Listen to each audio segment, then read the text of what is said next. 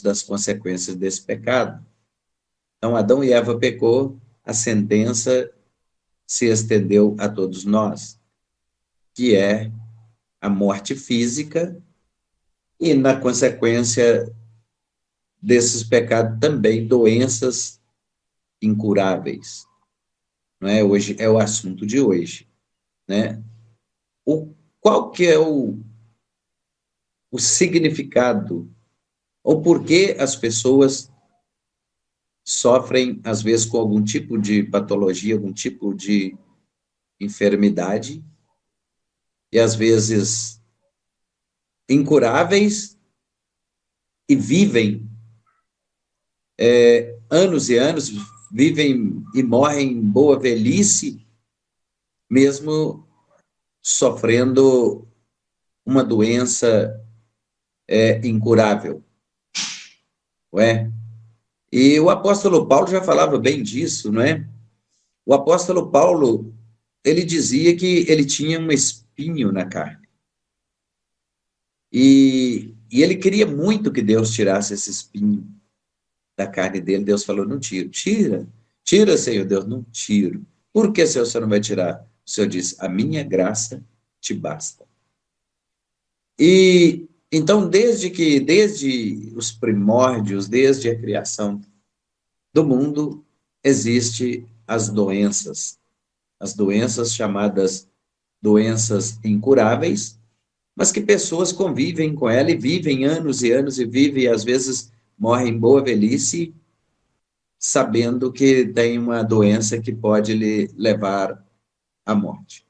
Eu mesmo conheço pessoas, eu conheço um homem aqui na região, eu calculo que ele deve ter seus 85 anos, e ele foi diagnosticado com uma enfermidade no coração, quando ele tinha 35, e o médico deu para ele 5 anos de vida. Olha, ele já enterrou filho, a esposa dele já morreu há mais ou menos uns 20 anos atrás, e de vez em quando eu passo perto da casa dele e vejo ele no portão. Isso não quer dizer nada. Em Deus, porque nós vamos aprender sobre isso na ministração desta palavra, nós vamos saber, né, o porquê das doenças, né, as causas, né, digamos, né, efeitos, e também, né, como se livrar ou receber cura divina. Então, nós precisamos entender uma coisa. Existe vários tipos de enfermidades, patologia, doenças físicas, doenças espirituais, e que pode acometer o ser humano. Mas hoje nós vamos falar sobre esse assunto, né? E a doença incurável pode ser um sinal de opressão, de possessão maligna, um sinal de herança também, né? Que pode ser proveniente da genética, e às vezes herança de nossos pais, e às vezes também pode ser a consequência de nossos atos. Como nós nos cuidamos, né? Como nós cuidamos de nós como seres humanos, como seres que podem sofrer degeneração, que podem sofrer algum tipo de dificuldade, sabendo que somos um corpo, temos uma alma e também um espírito que nos é emprestado por Deus. E assim, nós vamos compreender isso, mas eu gostaria, antes disso, que você abrisse a sua Bíblia comigo. Nós vamos ler Êxodo, no capítulo número 15, e a partir do versículo 23. Segundo o livro da Bíblia,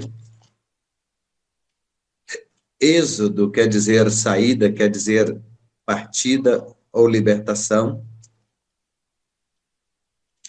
E o Êxodo também retrata um tempo de aflição.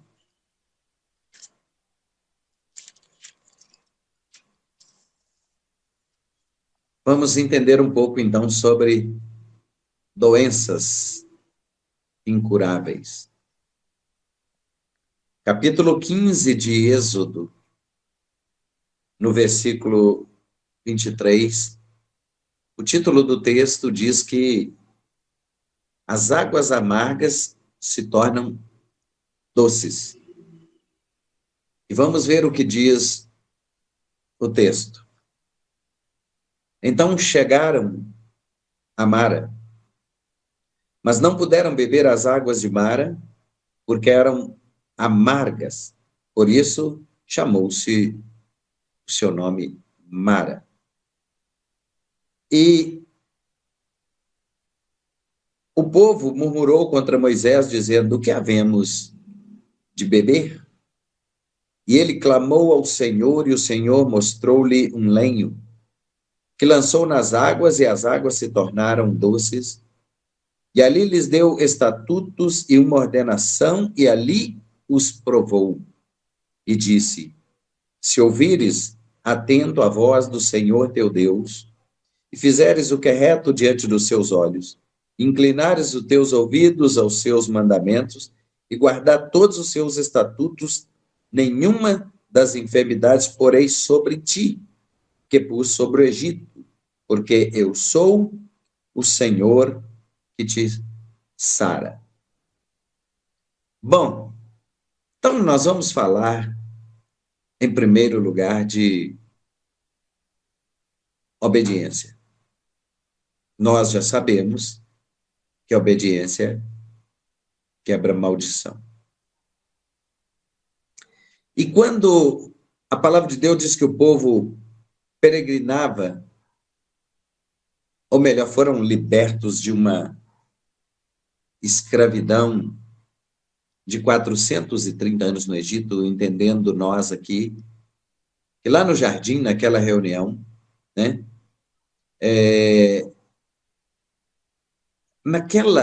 naquele momento que Deus chamou a serpente, chamou Adão, chamou Eva ali, ele deu a sentença de cada um. E ali ele declarou que o homem ia sofrer dores, que espinhos e cardos feririam a pele do homem, que o homem ia comer do suor do seu rosto, ia trabalhar todos os dias, e por causa daquele pecado a terra seria maldita, e a morte passaria a reinar na terra. Pois bem, então saíram dali, daquela reunião com Deus, cada um sabendo da sua sentença. A mulher vai dar à luz a filhos com dor, a sua conceição é para o teu marido e ele te dominará. Eu vou colocar inimizade entre ti e a serpente. Você tendo a oportunidade, vai ferir a serpente na cabeça.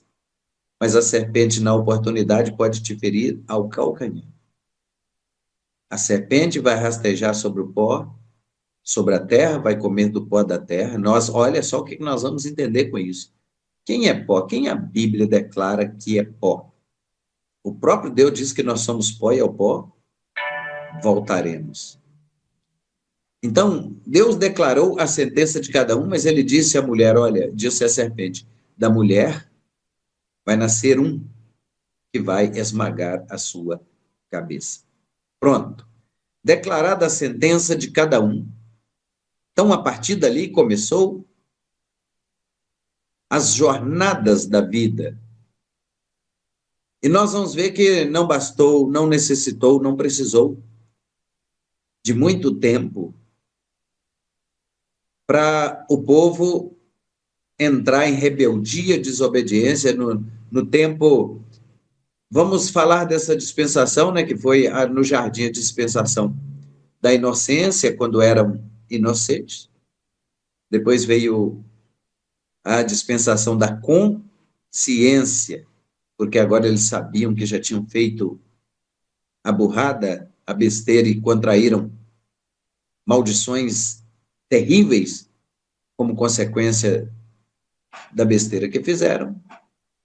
Então já estavam vivendo a dispensação da consciência e agora veio a dispensação do governo humano.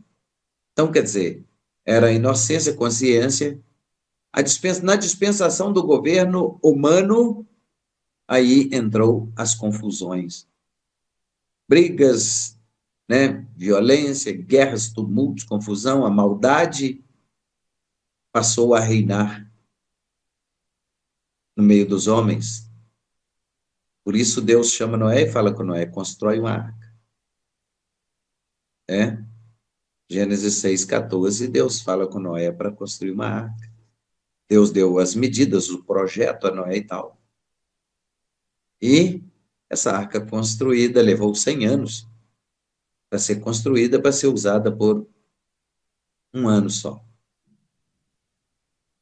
Então, quer dizer, quando Deus mandou Noé fazer a arca, ele já anunciava a morte na terra. Então, Noé construiu a arca, né? Já falei sobre isso aqui. A arca não era para colocar bicho. Aquela arca era para salvar vidas, salvar homens, salvar gente. Mas, a não ser a família de Noé, não tinha mais ninguém para colocar dentro da arca que pudesse dizer assim, essa pessoa aqui merece ser salva.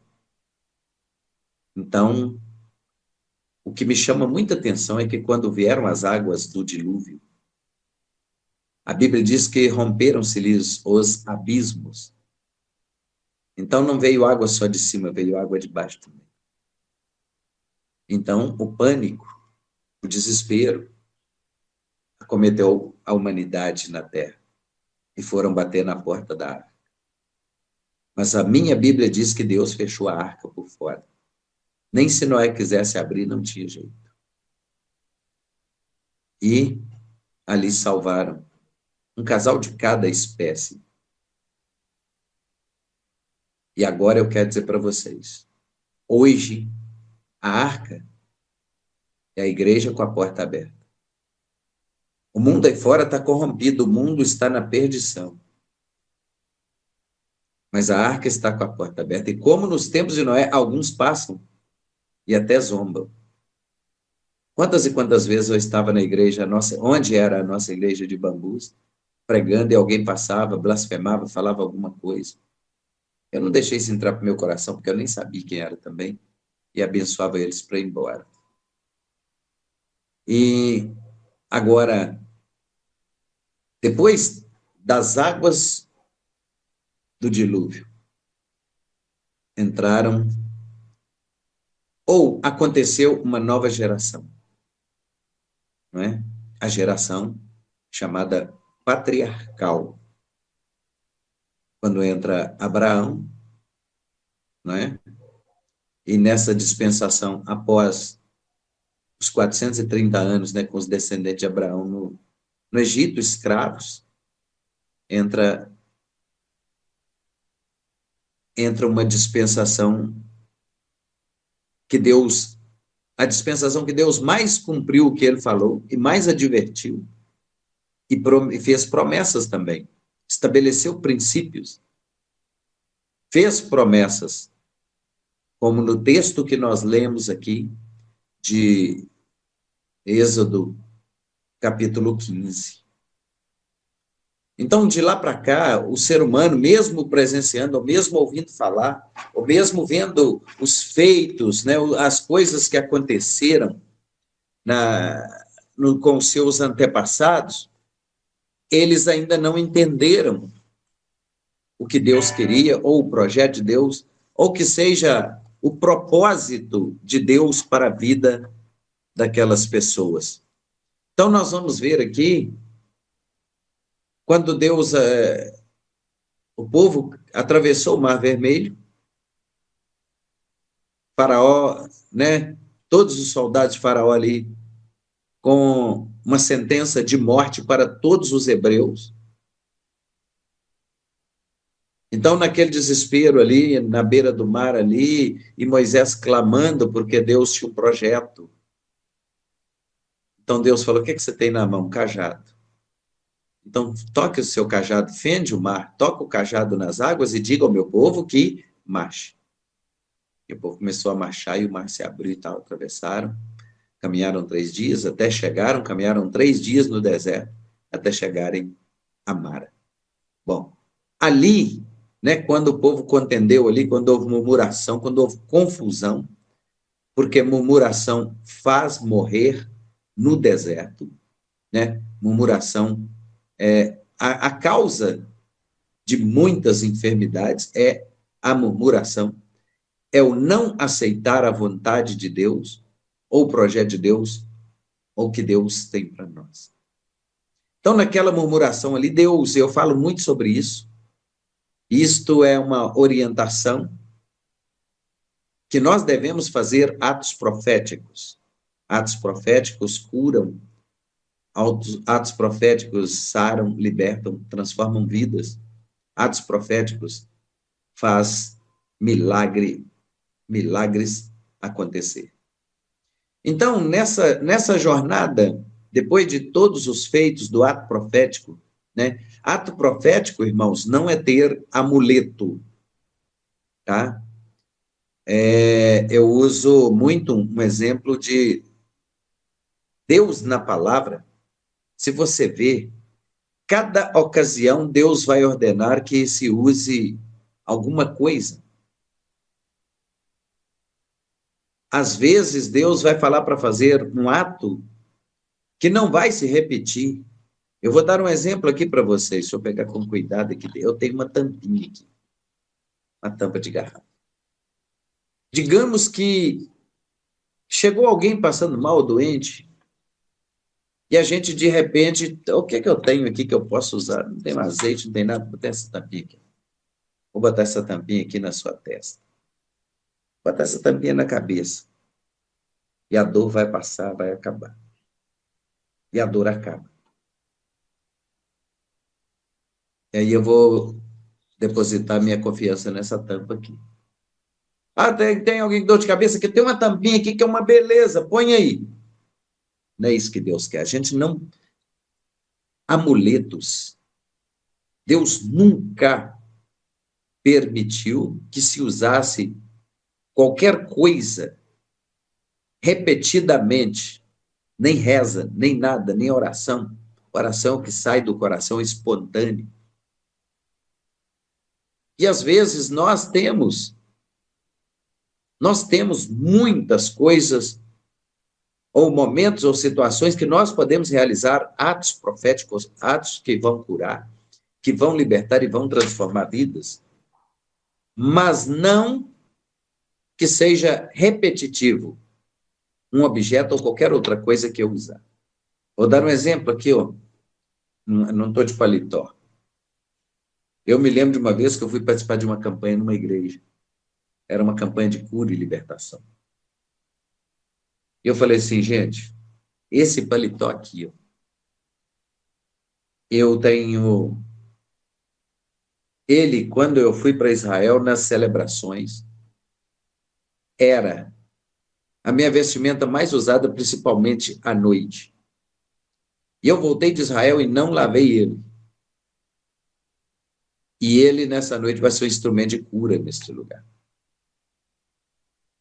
E falei para os homens fazer a fila de um lado e as mulheres do outro. E eu passei, irmãos, o paletó nos homens, na ida e na volta nas mulheres. Só ficou uma pessoa de pé.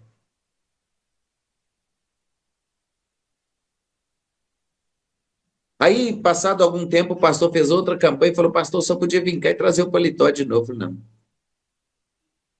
Naquele dia, Deus mandou e autorizou eu usar. Eu posso até levar se eu orar a Deus e Deus falar para levar, mas do contrário.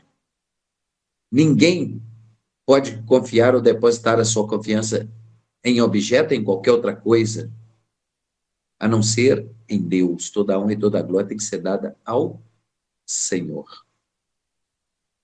Então, naquele dia houve milagre, houve cura, houve testemunho e etc. Mas vocês podem ver que na minha casa eu tenho o meu cajado. Numa ocasião, oportunidade, eu uso o cajado. Eu tenho manto, tenho talite, né? Eu tenho aqui objetos que chega um tempo aí, eu vou fazer uma campanha na igreja, eu uso uma vez e não uso mais. Por quê? Vocês, que principalmente os que estão passando aqui pela escola apostólica, já entendem, já sabem que isso não procede dessa forma, porém, tem pessoas, como dentro da igreja, como vem muitas pessoas, que não têm esse entendimento, ela vai depositar sua fé no objeto que foi usado. Mas a palavra de Deus, nós vamos ver várias formas. Quando Eliseu sarou a fonte de águas, né, quando eu estive agora em Israel, eu estive lá na fonte de Eliseu. O que ele fez? Pediu uma bandeja nova e pôs sal nela. E deitou sobre as águas. Nunca mais ouvi Deus falando na Bíblia para usar sal de novo. Na doença do rei Ezequias, Deus mandou usar pastas de figos. Era ato profético, porque Deus já tinha falado que ia curar. Mas olha, talvez você quer ver ou fazer um movimento para que isso aconteça, então faz uma pasta de figo e passa no lugar da chaga e a chaga vai sarar. Outra vez, né, que Deus manda usar alguma coisa. Tiago capítulo 5, versículo 13 a seguir. Está alguém entre vós aflito? Ore. Está alguém entre vós contente? Cante louvores. Está alguém entre vós doente? Chamem os presbíteros da igreja, orem sobre o doente, ungindo-o com azeite, em nome do Senhor. A oração da fé salvará o doente, o Senhor o levantará. E se houver cometido pecados, ser-lhe-ão perdoados. Bom, razão pelas quais talvez não recebemos a nossa cura ou a nossa libertação, a falta de confessar pecados. E o que é pecado?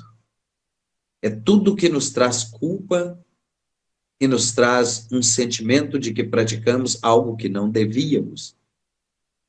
E carregamos aquela culpa. Nós mesmos somos responsáveis por nos adoecermos de enfermidades malignas e até doenças incuráveis, ou não sermos curados porque não confessamos nossas transgressões, as nossas falhas. O Êxodo 15, 26, o texto que nós lemos, o Senhor fala assim, olha, Deus, depois de transformar as águas, ele manda Moisés chamar o povo para aquela reunião e fala, se vocês ouvirem atentamente a voz do Senhor, teu Deus, e guardarem todos os seus mandamentos e os cumprirdes, nenhuma das pragas, nenhuma das enfermidades que eu pus sobre os egípcios virão sobre vocês, porque eu sou o Senhor teu Deus, o Deus que te sara, o Deus que te cura, o Deus que te liberta, Deus que transforma a sua vida, Deus que batiza no Espírito Santo e ainda leva para morar no céu. Foram 10 pragas terríveis, e a última, a morte de todos os primogênitos. E nessa mortandade dos primogênitos, Deus mandou fazer outro ato profético. E esse nós devemos fazer sempre. Aspergir, olha só, no Êxodo, na saída, na primeira Páscoa celebrada, aspergir o sangue do cordeiro sobre os umbrais das portas e das janelas. Porque à meia-noite, o anjo da morte passaria no Egito. E Deus falou, olha só, no mesmo tempo que que a morte ia passar, era ele que ia passar. Porque ele se refere a essa passagem assim, passando eu na terra do Egito, vendo eu o sangue na verga da porta, esta casa será guardada e nenhuma praga de mortandade vai prevalecer contra esta casa. E aí você pode me perguntar, pastor, como é que faz lá sacrificar um cordeiro? Hoje não. O sacrifício já foi feito. O sangue de Jesus que foi vertido na cruz do Calvário é esse que nos lava e nos purifica de todo pecado e, mais do que isso, nos livra das ações malignas, nos livra das ações do mal. Então, o sangue do Cordeiro, o sangue de Jesus, é esse que nos cobre, que tem que cobrir a nossa casa, que tem que cobrir nossa família, nossos filhos. É este precioso sangue que nós devemos clamar no momento da aflição, no momento da enfermidade, da dor ou da dificuldade. E agora, uma coisa interessante que eu falo para vocês, porque no Êxodo 15 aconteceu esta situação, e Deus ali deu estatutos, Deus deu ordenanças, né? Deus deu mandamentos ali, e Deus ensinou: você quer se livrar da morte? Você quer se livrar da enfermidade? Você quer se livrar, né, das ações do mal contra a sua vida? Me obedeçam. Olha que coisa mais interessante. Deus está dando aqui, ó, a senha para que nós não morramos. Como Ele está dando essa senha? Fazendo promessas. Ele fez aqui promessas. Olha, nenhuma das pragas que eu mandei lá no Egito, principalmente a última delas, que só eram 10, mas a última foi a morte. E Deus aqui faz promessa. Então, eu gosto muito de dizer, olha só, quem tem promessa de Deus não morre. Como assim, apóstolo? Não morre. Porque ele fez promessa, ele estabeleceu princípios ali para que os homens pudessem cumprir. E quando os homens cumprem princípios, Deus cumpre promessas. E o apóstolo Paulo falou assim, ó, há alguns entre vós que não provarão a morte, mas quando Jesus vier, vocês terão seus corpos glorificados e vão encontrar com o Senhor nos ares. Eu tenho promessa, você tem promessa, e elas vão se cumprir, e quem tem promessa não vai morrer enquanto a promessa não se cumprir, e Deus ainda vai dar vida e saúde para desfrutar do cumprimento da promessa. Deus vai dar saúde, vai dar força para desfrutar. Então, quando caminham, né, do Êxodo 15 até o Êxodo 20, eles já esqueceram dos mandamentos, estatutos, das promessas que Deus fez, e agora já tinha gente falando assim, estou nem aí. Se Deus me castigar, estou nem aí. Se eu morrer hoje, amanhã, faz 2 dias, estou nem aí. Aí Deus falou, ah, é? Então vem cá. Deus tornou, antes de transmitir, de passar o decálogo, ou os 10 mandamentos, né? Entre os 10 mandamentos tem um só, com promessa, que é o Êxodo 20, 12, né? Princípio do reino, honra seu pai e a sua mãe, para que se prolonguem os seus dias de vida na terra que o Senhor teu Deus te dá, para que te vá bem, para que sejam sucedidos e abençoados, e tudo que puseres as vossas mãos será abençoado. Então, quer dizer, princípio do reino, único mandamento com promessa, honrar pai e mãe. Vai viver muito, vai viver bem, vai ter vida longa, vai ser próspero, vai ser abençoado, e tudo que puser a mão vai ser abençoado também. É esse mandamento, esse ensinamento do Senhor no Êxodo, no Decálogo, nos 10 mandamentos. Porém, antes de anunciar os 10 mandamentos, o primeiro versículo do capítulo 20 diz assim: e falou o Senhor essas coisas dizendo, eu sou o Senhor, que te tirei da casa da servidão, ou seja, Deus nos tirou lá do mundão que vivíamos, onde éramos escravos.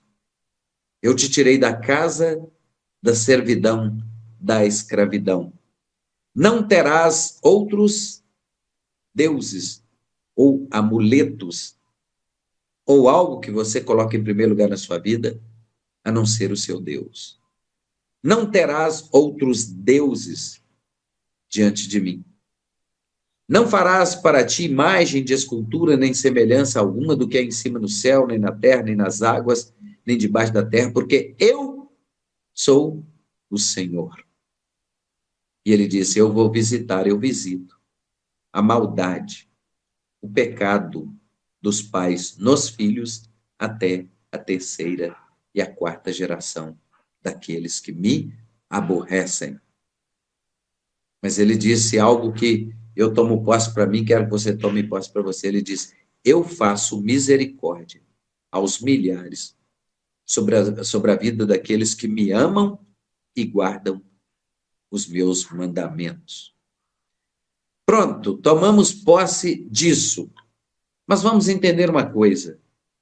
Deus dizendo que visita o pecado dos pais nos filhos.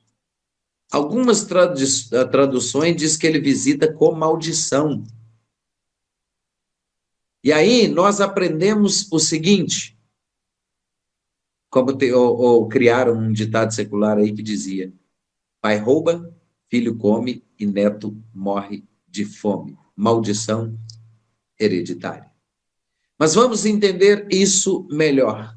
Eu até falei, expliquei há uns dias atrás. Para eu estar aqui, há 300 anos atrás, voltando 300 anos no tempo, houve 11 gerações. Imaginem vocês que dessas 11 gerações, quem eram, quem foram, o que fizeram, o que praticaram. E chegou eu aqui. Até meus bisavós eu conheci. Viveram muito. Mas para trás eu não conheci, eu costumo brincar dizendo que nem é parente mais. Mas para eu estar aqui, eles tiveram que existir. E tiveram suas práticas. Talvez não eram boa coisa. Inclusive, o pouco que eu pude saber das gerações mais próximas a mim, das práticas deles, da maldade que praticaram, seus pecados, seus delitos, etc. Então, estou eu aqui, correndo o risco de trazer sobre mim uma sentença, ou uma maldição, por consequência da promessa lá de Êxodo 20, e ela se agrava ainda um tanto, porque agora eu sei.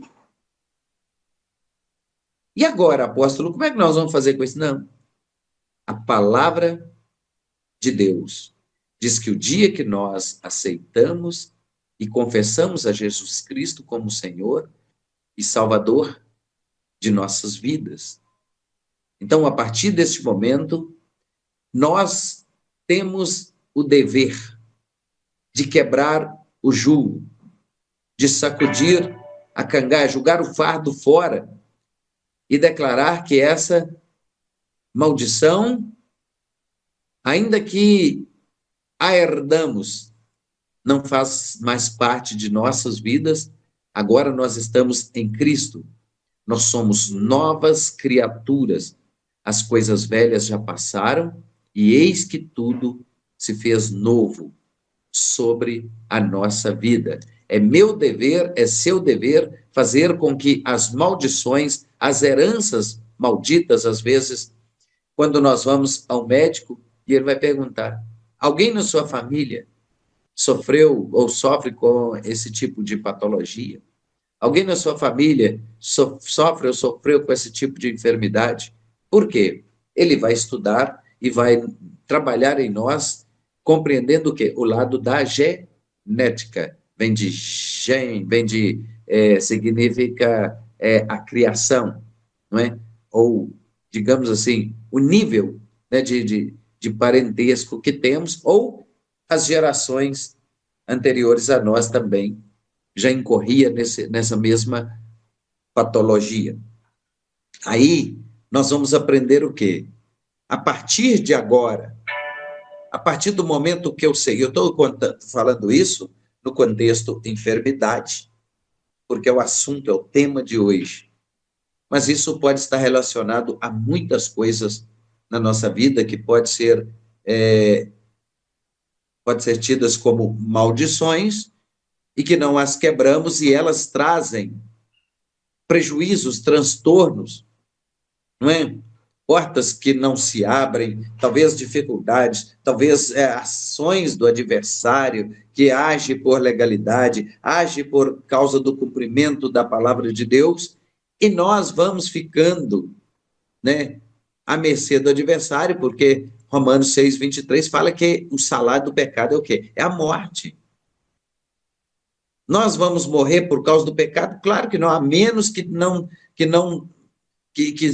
sejamos orgulhosos a ponto de não reconhecermos e carregar o peso, carregar o fardo, carregar o peso do inimigo nos acusando dia e noite diante de Deus e colocando sobre nós a enfermidade por legalidade.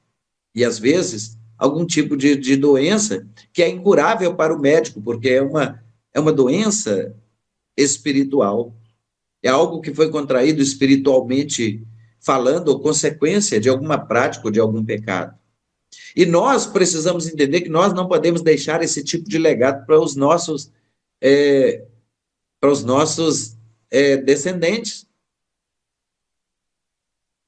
Nós não podemos deixar isso para eles. Então, nós temos que o dever de quebrarmos qualquer julgo ou qualquer maldição que vem como consequência de nossos pecados, porque senão vai haver muito sofrimento, muita tristeza. Então, vamos lá. Vamos ver o que a Bíblia diz sobre as doenças e por que há doença no mundo. A Bíblia, né, ela diz que a doença é um dos resultados do pecado no mundo, né? A Bíblia diz isso.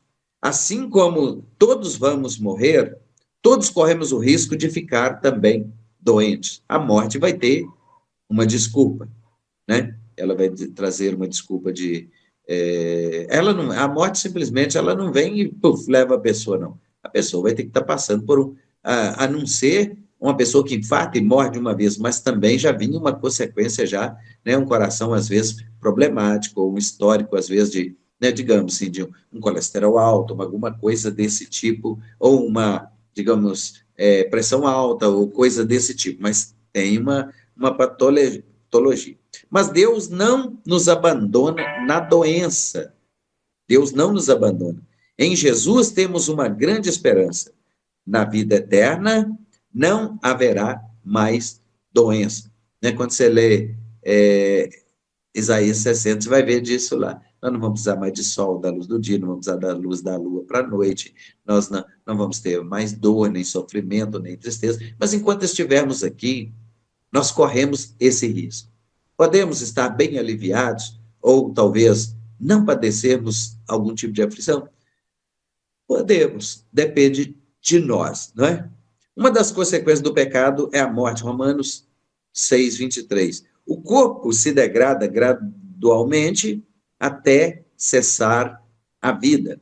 A maldição que caiu sobre o mundo por causa do pecado significa que nessa vida enfrentaremos dor, sofrimento e a doença é a parte da vida.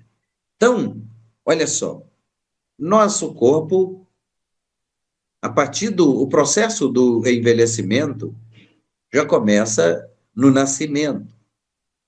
Então, vem as degenerações, né? Vem as perdas naturais, porque no processo do envelhecimento começamos a sofrer perdas, né?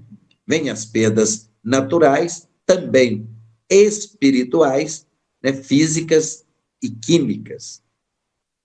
Então, esse processo é automático, é a chamada ordem natural das coisas. Esse processo ninguém escapa dele.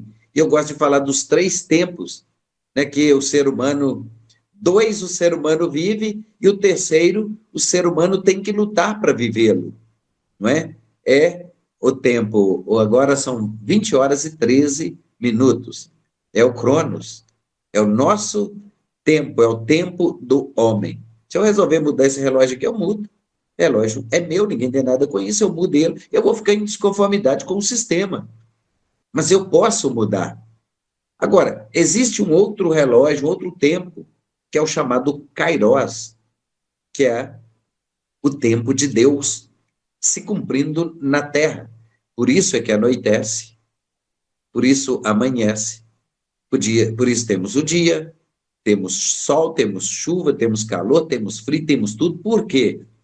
Quem governa esse sistema e esse tempo é Deus. Eu não posso mudar nada, absolutamente nada.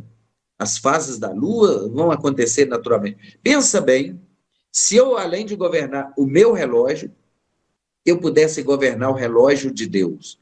Exemplo, hoje, antes de vir para cá, para a gente fazer esse culto abençoado, eu estava mexendo com algumas coisas lá no meu escritório lá em cima.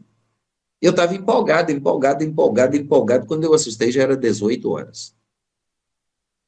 Se eu pudesse mexer, se eu mexesse no meu relógio, ia dar certo, mas eu não ia chegar aqui no horário. Agora, pensa se eu pudesse mexer no relógio de Deus. Tem gente que doido que chega amanhã para fazer uma viagem. Tem gente que fica tá maluco para chegar dia 1º para receber pagamento. Tem gente, né, preocupado se o mês vai virar rápido porque tem um dinheiro para receber. E tem gente querendo sol, outro querendo chuva, outro querendo calor, outro querendo frio. E esse tempo ninguém influencia as ações de Deus, ninguém pode mudar. Por quê? Se ele for atender à vontade de todos nós. Já pensou se o governo fosse humano? As coisas entrariam, o mundo entraria em caos. Então, não tem dessas. O tempo de Deus vai se cumprir. Agora, existe o terceiro tempo, é o terceiro relógio. Esse terceiro chama Aionos, é o tempo da eternidade. Nós precisamos viver o nosso tempo, viver também no tempo de Deus, e fazer a vontade, as determinações de Deus, viver o Cronos, administrar também para estarmos participando do Kairos sem murmurar, sem reclamar das vontades de Deus, das permissões de Deus, e assim nós estaremos aptos a viver o Aionos, a salvação, o tempo da eternidade com Deus. Então, esse tempo nós temos que lutarmos para viver. Vamos passar por aqui, vamos ter aflições. No tempo do homem tem aflição, no tempo de Deus, Deus pode permitir aflição, só que para estar num lugar onde não haverá mais dor, não haverá mais sofrimento, onde não haverá enfermidade, onde não vai importar se é dia, se é noite, se é calor, se é frio, e onde a adoração ao grande Rei, ao grande Deus, diante do grande trono, na sala do trono. Esse tempo chamado Aionos, tempo da eternidade, eu e você temos que lutar com todas as nossas forças para estarmos lá e vivermos a eternidade com Deus. É esse tempo. Não importa o que vamos viver aqui, podemos viver melhor quando nós compreendemos que Deus, ele nos cura quando nós confiamos nele. Então, Deus vai nos curar sempre, vai nos dar direção para atos proféticos.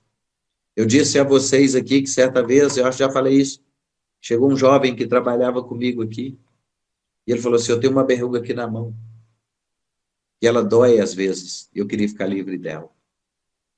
Eu falei assim, você crê que Jesus tira essa arranque de você? Ele falou, creio. Eu posso fazer o que eu estou pensando em fazer, aquilo era da hora ali, irmãos. Aquilo ali o Espírito Santo me deu na hora, não era nada inventado. Eu não invento nada. E ele falou, pode. Eu falei, então dá licença. Pus a minha mão na boca, enchi o dedo de saliva e pus em cima da verruga. E falei assim, daqui uma semana você volta e me fala se ela está aí. Com 3 dias ela caiu. E nunca mais ele teve essa verruga. Então, atos proféticos, determinar, profetizar, declarar, invocar o nome de Jesus, a presença de Jesus diante das situações de dificuldade. Não é? Falei com vocês aqui, como eu moro em um lugar alto, a minha casa é alta, o lugar já é alto por natureza. A minha casa tem a loja embaixo, a minha casa no meio, em cima tem um terraço. E quando vem tempestade, quando vem chuva, eu vejo que está vindo relâmpago, trovão, raio, ventania, etc., eu saio na janela. Deus, em nome de Jesus, acalma o vento, acalma a tempestade. Eu faço isso. Antigamente o povo queimava incenso, queimava isso, queimava aquilo, não sei o que, não sei o que. Não. É o poder que há no nome e no sangue de Jesus. Uma das consequências do pecado, nós vimos aqui, é a morte. Romanos 6:23 é o salário, né? O corpo se degrada gradualmente até cessar a vida. A maldição que caiu sobre o mundo por causa do pecado significa que nessa vida enfrentaremos dor, sofrimento. A doença é parte da vida. Mas isso não significa que todas as doenças é castigo por algum pecado. Vocês se lembram de Jó? Jó capítulo 1, versículo 6. E quando os filhos de Deus vieram se apresentar perante o Senhor, veio entre eles Satanás. E Deus pergunta para Satanás a respeito de Jó, e pergunta a meu respeito, a respeito se eu também. Observaste tu a meu servo Jó? Porque não há ninguém na terra como ele. Ele é reto, é sincero, é íntegro, é temente a Deus e se desvia do mal. Aí o diabo falou, por acaso ele tem meu Senhor em debalde ou em vão? Por acaso não o cercaste tu de bens? Por acaso a sua riqueza não está aumentando na terra? Por acaso ele não é o homem mais rico do Oriente? Por acaso ele tem muita gente a seu serviço ou muito empregado? Por acaso os filhos dele não são os mais bonitos do mundo? Por acaso o Senhor não deu ele muita riqueza? Aí o diabo falou, tira tudo que ele tem e o Senhor vai ver ele pecar contra o Senhor na sua face. Ao que Deus falou pela confiança. Por isso que muitas vezes nós estamos passando por algum tipo de aflição, de dor, sofrimento ou enfermidade. Nós não podemos murmurar contra Deus, porque Deus falou, poupa, porém, a sua vida. Você não tem autoridade para matar ele. Você não tem autoridade para destruir a vida dele. Mas tudo que ele tem, você pode tirar. Então, a palavra do Senhor diz o quê? O diabo saiu da presença do Senhor. E começou a tirar tudo. Começou derrubando as casas que Jó tinha, começou matando os animais, começou matando os seus filhos, mandou ventania. Olha só para você ver o que o inimigo faz. E destruiu tudo, matou até os 10 filhos de Jó. E quando todo mundo achou, agora ele vai pecar, até o próprio diabo, agora ele vai pecar contra Deus, agora ele vai murmurar contra Deus, agora ele vai maldizer o nome do Senhor. Sabe o que Jó fez? Ele raspou a sua cabeça, rasgou as suas vestes, é sinal de humilhação, meteu a sua cara no pó e falou, nu eu saí do ventre da minha mãe e nu voltarei para lá. O Senhor deu, o Senhor tomou, bendito seja o nome do Senhor. Mas os filhos de Deus voltaram. Eu sempre falo que onde tem concentração de poder, tem concentração de demônios. E ele veio de novo, Satanás, e o Senhor pergunta, de onde vens?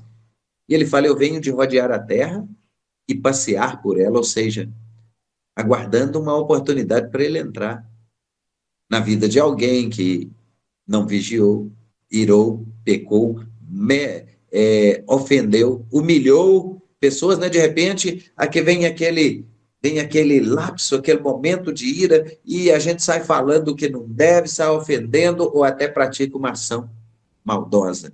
É esse momento que ele procura. Aí, o Senhor torna a perguntar, observaste ele, meu servo? Ó, não há ninguém na terra como ele continua reto, continua íntegro, continua sincero, continua temente a Deus e continua se desviando do mal. Aí sabe o que o diabo falou, irmãos? Pele por pele, dente por dente, olho por olho, tudo que o homem tem, ele dá em troca da sua vida. E mais uma vez Deus falou, não quero que você mate, poupa, porém, a sua vida. E pode tocar nele. Então a palavra do Senhor diz o quê? O diabo saiu da presença de Deus e feriu a Jó de uma chaga maligna, de uma doença maligna, de uma enfermidade maligna, e a enfermidade para a morte.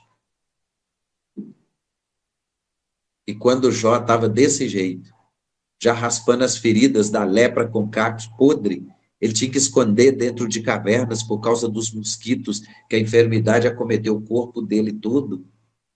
E alguém falou, amaldiçoa seu Deus e morre. A mulher de Jó falou com ele, você ainda retém a sua sinceridade? Amaldiçoa seu Deus e morre. Ele falou, receberíamos o bem de Deus e não receberíamos o mal? E em tudo isso não pecou Jó contra Deus. Mas apareceram os acusadores. Os amigos de Jó vieram ter com ele, mas estavam procurando qual a área da vida que ele pecou, que ele falhou diante de Deus, mas não acharam. Por isso, Deus deu a ele em dobro a saúde, Deus deu a ele em dobro, né, tudo que ele tinha antes e devolveu a ele. Não foram os mesmos, mas ele teve de novo 10 filhos. E Jó viveu mais de 100 anos, mais de 120 anos, com boa saúde e gozando dos bens que Deus lhe deu. Vamos de outro exemplo de doença mortal? O rei Ezequias. O rei Ezequias estava doente para morrer. Uma chaga, uma enfermidade maligna. Então Deus mandou o profeta Isaías lá e falou com Ezequias: olha, conserta a sua vida, põe a sua casa em ordem, paga se você deve, perdoa se alguém te deve, vá pedir perdão se você ofendeu alguém, e se alguém te ofendeu, libere perdão. Conserta a sua vida, porque você vai morrer e não vai viver. Então, pronto, já estava declarada a sentença de morte, ele já estava doente. Então, quando o profeta saiu, Ezequias virou a cara para a parede, chorou muitíssimo e orou ao Senhor. Sabe o que ele falou com Deus? Lembra, Senhor, que eu andei nos teus caminhos? Lembra, Senhor, que eu vivi na tua presença? Lembra, Senhor, que eu fiz a tua vontade? Vamos voltar lá no Êxodo. Lembra, Senhor, que eu segui os seus mandamentos? Essa oração, irmãos, não durou muito tempo. Porque o profeta nem tinha saído do pátio do castelo. Deus falou: volta lá e fala com meu servo, que eu ouvi a oração dele. Volta lá e fala com meu servo, que eu ouvi a oração dele, eu vi sinceridade na oração, eu contemplei as lágrimas dele, eu vi sinceridade nas lágrimas. Volta lá e fala com ele, que por causa dessa oração, por causa dessas lágrimas, eu vou acrescentar mais 15 anos de vida para ele. E como se isso não bastasse, eu vou entregar todos os seus inimigos nas suas mãos. E agora, para curar, para provar que eu estou falando, façam pasta de figo e passa no lugar da chaga e a chaga vai sarar. E para provar que eu falei isso, o relógio de Acas vai voltar 10 graus na sombra do tempo. Então Deus, naquele momento que decretou a morte, ele voltou atrás e liberou e deu a vida para o rei que estava sentenciado à morte. Mas isso me leva lá em 1 Samuel capítulo 2, versículo 6. O Senhor é que tira a vida e a dá. Ele faz descer a sepultura e faz tornar a subir dela. O Senhor empobrece, mas também enriquece. Ele abaixa, mas também exalta. Ele pega o mendigo no monturo, na miséria, lá no pó, e faz assentar entre príncipes, reis e governadores. Esse é o Deus que eu sirvo. É o Deus que sara, é o Deus que cura, é o Deus que liberta, é o Deus que transforma. Para ele não existe morte. E para nós encerrarmos, eu quero falar de outra enfermidade que levou à morte. João capítulo 11. Lázaro. Jesus era amigo de Lázaro, de Marta e de Maria, sua irmã. Moravam em Betânia. Quando Lázaro adoeceu para morrer, o recado chegou até Jesus. Jesus falou: esta enfermidade não é para a morte, mas para que o Filho do Homem seja glorificado por ela. Tem enfermidade que é para a morte, Deus permite, mas tem enfermidade que é para a glória de Deus. Então a palavra diz que Jesus falou: Lázaro, nosso amigo, dorme, eu vou despertá-lo do sono. Então vamos voltar para a Judéia. Peraí, alguém falou: Senhor, lá na Judéia, agora mesmo. Alguém queria te apedrejar, só quer voltar para lá? Jesus falou assim: não existe 12 horas no dia e 12 horas na noite. Quem anda de dia não tropeça porque vê a luz deste mundo. Mas quem anda de noite tropeça porque nele não há luz. João 8,44, o que Jesus disse? Eu sou a luz do mundo. Aquele que me segue não andará em trevas, mas terá a luz da vida. Então vamos lá. Vamos para a Judéia. Da Judéia, onde Lázaro estava, ele ia voltar para a Judéia, depois ele teria que caminhar 4 dias para chegar aonde? Em Betânia, não é? Era distante. Então, quando Jesus chega em Betânia, depois de 4 dias que Lázaro estava morto, quem vem correndo? Marta, irmã de Lázaro. Se você estudar as passagens ou as caminhadas de Jesus, ou a última vez que Jesus esteve em Betânia, Maria assentou-se aos pés de Jesus para ouvir os ensinamentos dele e a palavra. E Marta estava lá desesperada, nos afazeres, corre para lá, corre para cá, faz uma coisa, faz outra, e depois ela fala assim, Senhor, o senhor não se importa que eu esteja trabalhando aqui? E Maria não quer saber de nada? Aí Jesus falou, Marta, Maria escolheu o melhor, porque ela não vai me ter aqui para sempre. E hoje eu estou aqui. E beleza, passou essa passagem. Mas quando Lázaro morre, e quando Jesus chega em Betânia, quem vai correndo ao encontro dele no desespero? Marta. Marta. Aquela que não estava se importando em ouvir a palavra, que não estava se importando com o que Jesus tinha para falar naquele momento.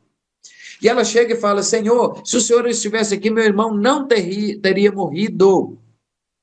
Aí Jesus fala para ela, teu irmão há de ressuscitar. Eu sei, Senhor, que vai ressuscitar na ressurreição do último dia, que o Senhor vai vir e vai julgar os vivos e os mortos. Aí Jesus falou uma palavra, eu acho essa palavra maravilhosa. Jesus disse, eu sou a ressurreição e a vida. Aquele que crê em mim, ainda que esteja morto, viverá. E todo aquele que vive e crê, nunca vai morrer. E ele pergunta, você crê? Eu creio, Senhor, que tu és o Cristo, Filho de Deus. Então, se creres, verás a glória de Deus. Quem crê, vê a glória de Deus. Quem crê, vê a graça de Deus. Quem crê, vê o poder sobrenatural de Deus. Quem crê, vê as manifestações de Deus. Aí, quando ele vai caminhando para o lado do túmulo, aí vem Maria. Senhor, se o Senhor estivesse aqui, meu irmão não teria morrido, mas eu sei que tu és o Cristo. Eu sei que tu és o Filho de Deus. E eu sei que o Senhor tudo pode. E Jesus então vai lá no túmulo. E quando Jesus chega lá, é mais um ato profético. Tirem a pedra. Tirem a pedra. Jesus está falando, tira a pedra. Não deixe nada sobre os seus sonhos. Não deixe nada sobre os seus projetos. Não deixe nada sobre a sua família, sobre a sua casa. Não deixe nada que possa impedir a vida. Tirem a pedra. Jesus está falando para mim e para você hoje. Tire a pedra. E alguém fala, alguém que é contra, que não crê em milagres, alguém que não tem fé, vai dizer, não tira, Senhor, porque já cheira mal, porque é de 4 dias. E alguém pode falar isso para mim, para você, alguém pode tentar me parar e parar você, dizendo que não pode tirar pedra, porque pode cheirar mal. Mas Jesus responde para mim e para você, não te hei dito que se creres, verás a glória de Deus? Então, obedeceram, tiraram a pedra. E Jesus bradou com autoridade. É o que nós devemos usar diante das situações. Ele bradou com autoridade. Lázaro, vem para fora. E a palavra diz o quê? Que o defunto se levantou e saiu todo ligado, todo enfaixado. Ele ainda estava preso, ele ainda precisava ser liberto. A morte ainda tentava prendê-lo. Aí Jesus falou: desliguem e deixem ele ir. E Jesus olhou para o céu e falou: Pai, graças te dou. Isso é gratidão. Gratidão, gratidão, gratidão. Pai, graças te dou por haveres me ouvido. Eu sei que o Senhor me ouve, mas estou fazendo esta oração por causa dos incrédulos que estão à minha volta. E assim, Lázaro, depois de 4 dias morto. Isso é para contradizer todo o sistema, toda a medicina, toda a ciência, porque uma pessoa morta há 4 dias, ela entra em estado de putrefação, de decomposição, não tem mais jeito, não tem mais recurso, já era. Mas para meu Deus, não tem impossíveis. Para o meu Deus, nenhuma enfermidade maligna, nem física, nem espiritual, pode prevalecer contra a vida dos filhos dos escolhidos de Deus. Provérbios, para nós fecharmos aqui, Provérbios 3,16. Esta é uma palavra profética que eu estou liberando sobre nossas vidas, sobre a minha, sobre a sua vida. Aumento de dias há na sua mão direita, na sua mão esquerda, riquezas e honra da parte do Senhor. Amém, queridos?